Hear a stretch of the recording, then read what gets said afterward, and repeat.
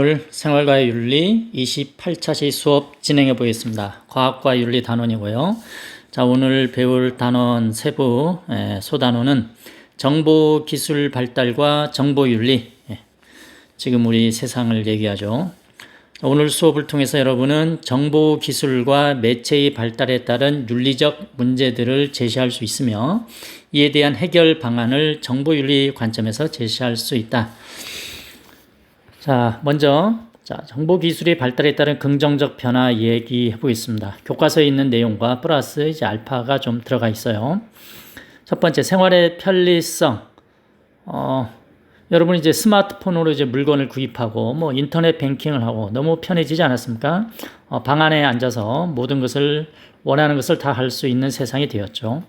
두 번째, 의사결정 참여 기회가 확대됩니다. 되게 정치적이죠, 권리인데 사이버의 어떤 각종 게시판, 댓글 이런 것을 통해서 여론을 형성하고 다음에 각종 사이버 민원 창구에 들어가서 여러분이 하고 싶은 얘기를 다 할 수가 있습니다. 특히 이제 청와대 게시판은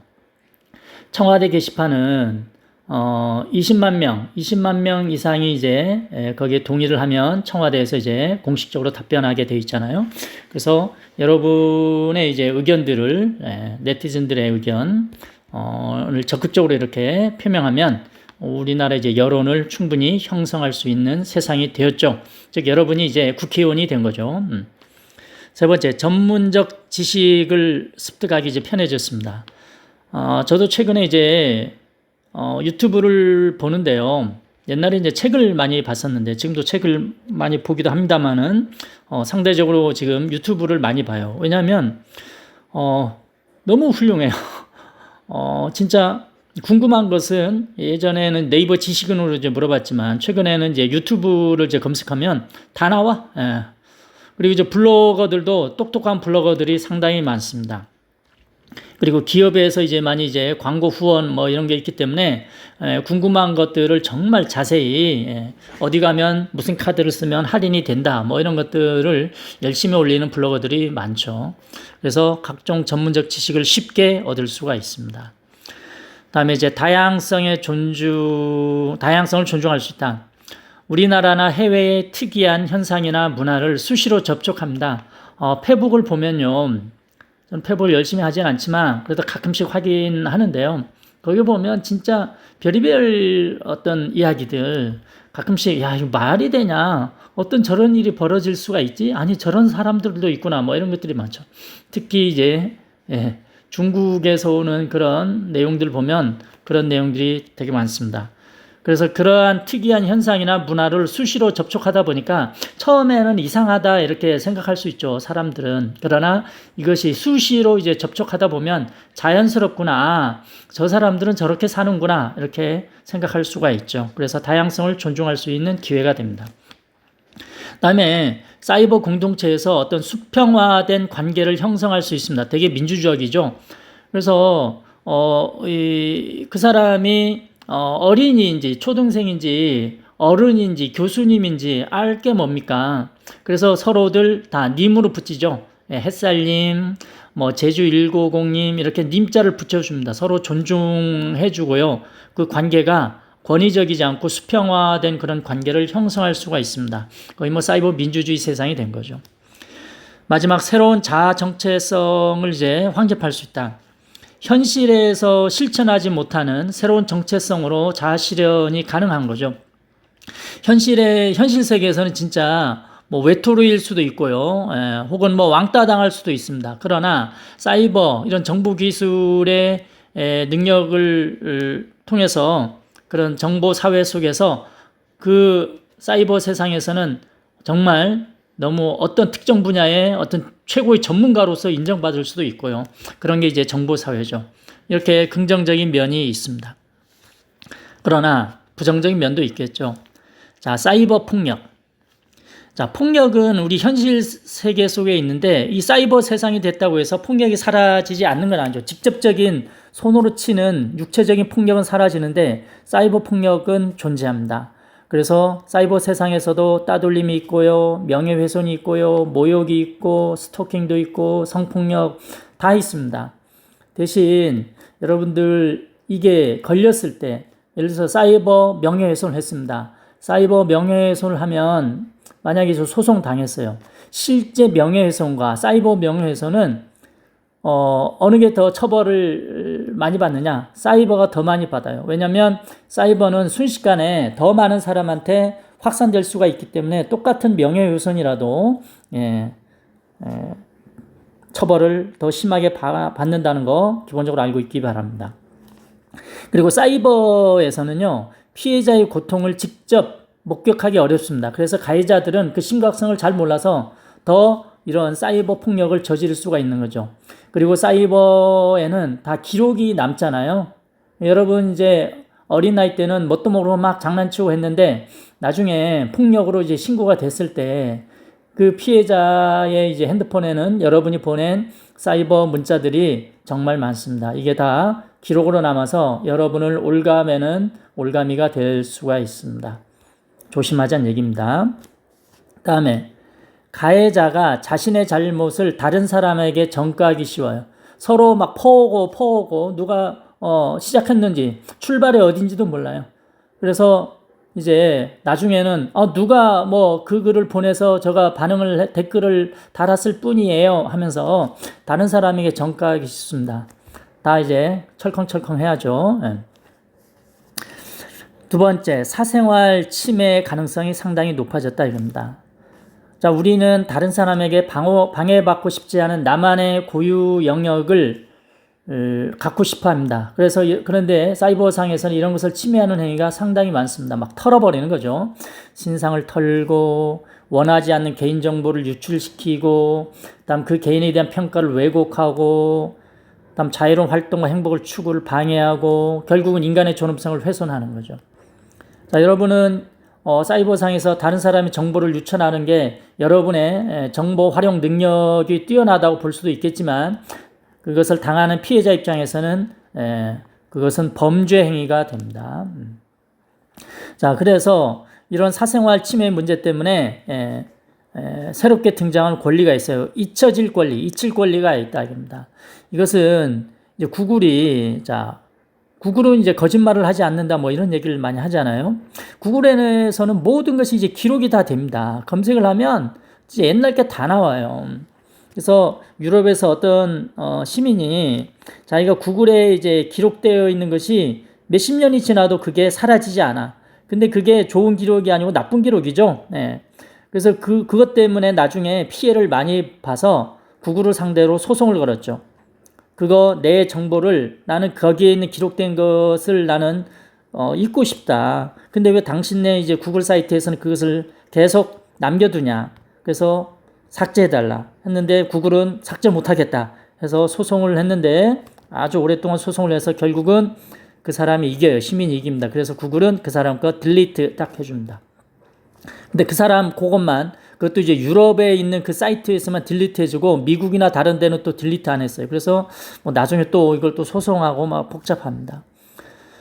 그래서 개인의 사생활을 보호 위해서 인터넷 등의 개인정보를 삭제할 수 있는 요구권이 이제 등장하기 시작한 거죠. 근데 이제 여러분도 이제 각종 SNS나 뭐 구글, 네이버, 다음에 이제 기록돼 있어요. 여러분의 활동이 기록돼 있거든요. 근데 이 기록이 나중에 누군가에서 다시 활용할 수도 있고 그것을 다른 말로 이제 감시당할 수도 있는 그런 내용들입니다. 그래서 여러분은 그것을 삭제하고 싶어 하지만 쉽게 삭제할 수가 없습니다. 소송을 해야 된다는 얘기죠. 그래서 처음부터 조심해서 알짜배기 그런 정보만 이렇게 잘 올리시기 바랍니다.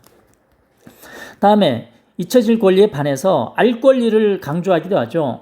범죄자 신상을 알려라, 혹은 정치 및 사회 현실에 대한 정보를 알려라, 이렇게 합니다. 특히 범죄자 신상에 대해서 알리라, 이런 요구가 상당히 많습니다.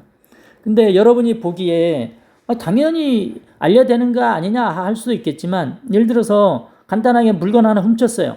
물건 훔쳤는데 절도를 했는데 이 절도한 사람을 신상을 공개한다 칩시다. 그러면 어떤 일이 벌어지겠습니까? 제2의 제3의 어떤 가해가 더 이루어질 수 있지 않겠습니까? 쉽지 않은 거예요.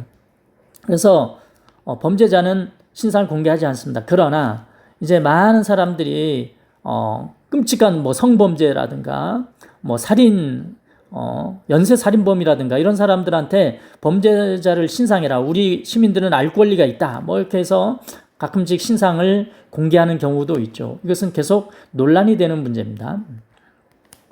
다음 세 번째, 저작권 침해 문제입니다. 우리 정보 기술이 발달하면서 이 정보는 돈이에요. 자, 정보는 돈입니다. 정보는 돈이 되고 있습니다. 그래서 그것에 대한 것을 이제 저작권이라고 하는 거죠. 그래서 그 저작권의 권리를 침해해서는 안 되는데 침해하는 행위가 상당히 많죠. 여러분들 영화, 음악, 사진, 각종 소프트웨어, 인터넷 기사, 심지어 글씨체까지도 이제 다운로드 하지 않습니까? 불법으로. 근데 여러분 이제 그냥 자연스럽게 뭐 다운로드 받으니까 다 합법인 줄 아는데 언젠가 덜미를 잡힐 수가 있습니다. 그래서 여러분이 유튜브에 올리는 거나 혹은 블로그에 쓰는 것들, 각종 사진들 너무 멋있다고 아무데나서 덜컹덜컹 이렇게 퍼오시면 안 됩니다. 심지어 글씨체, 요 글씨체는 이제 초등학교 저학년 선생님들이나 혹은 유치원 선생님들이 많이 이제 걸리는 문제예요. 거기에서는 이제 어린 학생들을 대상으로 하기 때문에 예쁜 글씨체 이런 것을 통해서 이렇게 보여주고 막 하는데 만들어서 파일들을 만들어서 이렇게 교육적으로 활용하는데 여기에 대해서 이제 글씨체를 저작권을 갖고 있는 업체에서 소송을 실제로 제기하기도 했습니다. 그래서 여러분들도 이거 활용하는데 조심하기 바랍니다.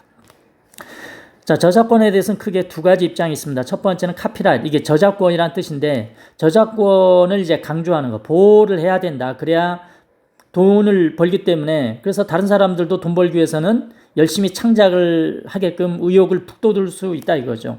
그러면서 양질의 정보가 생산되기 때문에 정보사회가 발전할 수 있다라고 주장하는 사람의 입장, 카피라이트의 입장이 있고 반대로 카피레프트의 입장이 있습니다. 원래는 카피라이트라는 단어는 처음부터 있었는데 레프트라는 단어, 보통 레프트는 좌우 해서 진보적인 생각, 레프트, 보수적인 생각, 라이트, 우익, 보수, 우익, 진보, 좌파 해서 이제 좌파, 우파, 라이트 그 단어에서 이렇게 새로운 단어가 만들어진 거죠. 카피레프트라고. 이것은 카피라이트는 이제 저작권을 보호하지만 여기서는 그런 저작권, 정보를 공유하는 것을 강조합니다. 그래서 자유 소프트웨어 운동가 스톨먼이 이제 처음에 주장했습니다. 이렇게 주장하는 이유는 저작물에 관한 과도한 권리 행사는, 즉 저작권을 행사하는 것은 창작이나 질적 발전을 오히려 저해할 수 있다. 여기서는 북돋을 수 있다 하지만 여기서는 카피레프트에서는 저해할 수 있다 이렇게 얘기하는 것이죠. 그런 것들을 왜냐하면 새로운 창작은 예전의 것을 모방하면서 이제 새로운 창작이 이루어지지 않아요. 그래서 모방을 해야 되는데 어느 정도 모방해야 되는데 그 모방 자체를 못하게 하니까 그래서 창작이 안 된다 이렇게 주장하는 겁니다. 그리고 카피레프트 입장에서는 정보 격차에 따른 불평등을 완화해야 된다. 이런 저작권을 정보를 갖고 있는 사람들은 돈을 많이 벌 수 있겠지만 그렇지 않은 사람은 못 번다 이거예요. 이런 빈부격차 문제, 정보 격차 문제를 이제 완화하기 위해서는 어느 정도 정보가 공유될 필요가 있다 이렇게 얘기하는 겁니다.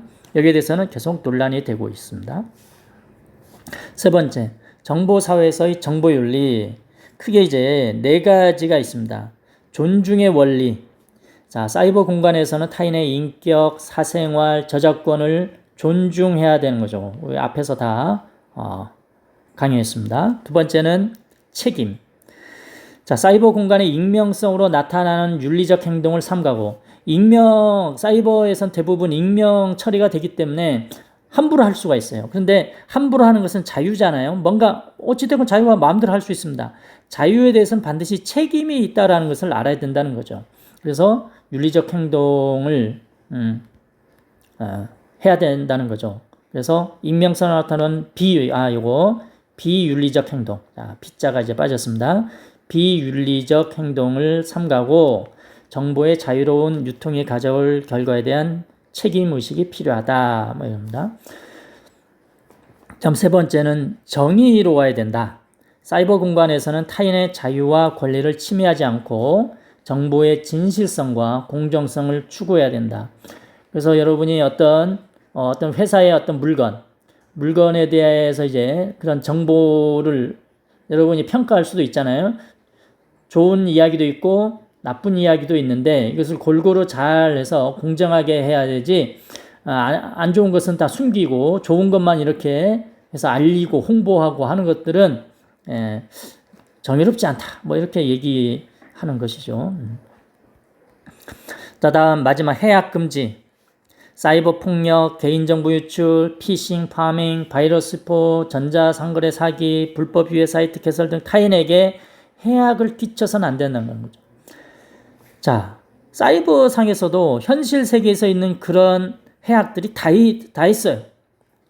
폭력 뭐 이런 게 다 있습니다. 그래서 이런 것을 절대 해서는 안 된다는 거죠. 특히 자, 여러분이나 여러분 부모님이 가장 이렇게 피해를 보고 있는 게 이제 피싱이에요. 피싱.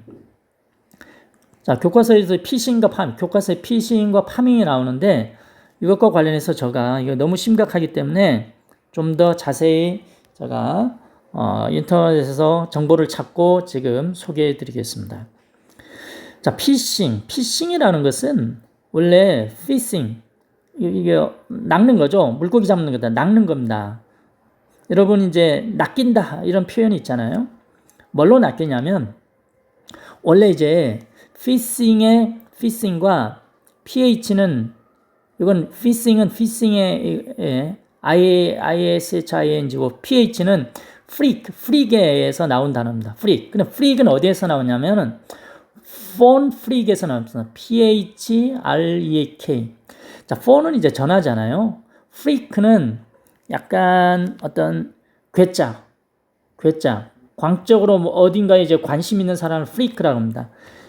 미국에서 어떤 일이 벌어졌냐면요. 어떤 온라인 전화 회사가 있었습니다. 온라인 전화 회사에서 이제 전화를 거는데 그 전화 비용을 아끼려고 그것을 들어가서 그걸 훔치는 거예요. 그래서 훔쳐갖고 어떤 정보를 훔쳐갖고 그것으로 해서 무료 전화를 하는 사람들을 폰 프리크라고 했습니다. 프리크. 몰래 이렇게 훔쳐서 하는 거죠. 그래서 몰래 뭔가 어떤 정보를 훔쳐서 하는 것. 그래서 어떻게 하느냐. 낚인 사람, 누군가를 낚아서 그렇게 몰래 뭔가 훔쳐서 하는 것. 그것을 합쳐서 피싱이라고 합니다. 그래서 피싱이라는 용어는 뭐 전화로 뭔가 사기치는 것, 문자, 메신저, 가짜 사이트 활용해서 사기치는 것을 전반적으로 피싱이라고 하기도 하는데, 근데 그 피싱 중에서도 여러분 부모님이 가장 많이 걸리는 피싱이 보이스 피싱이죠. 즉 전화로 목소리. 그래서 여기는 뭐 검찰입니다. 여기는 은행입니다. 여기는 대법원입니다. 뭐 이런 식으로 전화해서 이렇게 사기치는 거 있죠. 제 주위에서도 보이스피싱 당한 사람이 진짜 많아요. 제가 보면 선생님들도 있고요. 심지어 경찰들도 보이스피싱 당하고, 어떤 정보 IT 분야에서 일하는 그런 사람들이 있습니다. 제가 알고 있는 그런 사람도 정말 똑똑한데 이런 사람들도 보이스피싱 당합니다. 누구든지 피해를 당할 수 있는 거죠. 다음에 스미싱이라는 게 있어요. 이건 뭐냐면 SMS, 문자, 여러분 문자 오는 게 SMS라고 하는데 문자로 와서 사기하는 것, 그것을 합쳐서 스미싱이라고 합니다. 그래서 문자로 이렇게 뭔가 오잖아요. 여기는 뭐 초대장이 왔습니다. 뭐 이렇게 하기도 하고요. 혹은 대출금리 이거 저렴한데 알아보실래요? 요 앱에 한번 클릭해 보세요. 뭐 이런 식으로 클릭하는 순간 끝나는 거죠. 그래서 소액 결제가 이루어지고 막 합니다. 이런 것을 스미싱이라고 합니다. 조심하셔야 됩니다. 다음에 파밍이라는 게 있어요. 이 파밍은 이게 피싱에다가 파밍이 합쳐진 건데, 파밍은 원래 이제 게임에서 나왔어요. 게임에서 어떤 캐릭터를 성장시키기 위해서 아이템을 막 모으는 과정이 있잖아요. 뭔가 이제 막 씨를 뿌리는 과정이 있습니다. 농사 짓는 것과 비슷하다 이겁니다. 노가다 하는 거예요. 노가다. 열심히 이렇게 씨를 뿌려갖고 그걸 통해서 나중에 뭔가 캐릭터 성장하는 거기에서 파밍과 그것을 이제 몰래 피싱, 사기치는 것. 그래서 가짜 사이트를 집어넣어 갖고 해서 그것을 활용하는 사기입니다. 그래서 예를 들면 국민은행이 있습니다. 국민은행 사이트, 실제 사이트가 있어요. 근데 보면 진짜 사이트예요. 진짜 국민은행 사이트와 똑같아요. 그러나 그것은 중간에 도메인을 이렇게 훔쳐와 갖고 만든 가짜 사이트예요. 거기에 이제 클릭해서 여러분이 기본적으로 아이디 집어넣고 패스워드 집어넣어서 하는 것이 다 낚여 갖고 정보에 들어가서 여러분이 이제 피해를 보는 것을 이제 파밍이라고 합니다. 파밍. 자, 이런 보이스피싱이나 스미싱, 파밍 당했을 경우에는 신고해야죠. 가장 편한 건 112 신고하는 것. 혹은 만약 국민은행에서 했다면 국민은행 콜센터로 바로 전화하셔야 됩니다. 혹은 118 인터넷진흥원에 전화하든지요. 혹은 금융감독원 1332. 요새 133으로 시작되는 거 많죠. 1339는 코로나로 뭔가 문제 생겼을 때 바로 연락할 수 있는 데가 1339. 보이스피싱 당했으면 1332. 뭐 이런 식으로 전화하시면 됩니다. 자, 이런 거 부모님한테 꼭 잘 알려드리고요. 모두들 조심하시기 바랍니다. 자, 오늘의 학습을 정리해 보겠습니다. 그래서 오늘 정보사회에서 긍정적인 점, 문제점, 긍정적인 점, 문제점 이렇게 같이 공부했는데 여러분이 공부한 내용 핵심을 한 문장으로 적어보시고요. 궁금한 내용을 질문으로 작성해서 제출하시면 오늘 수업 끝입니다.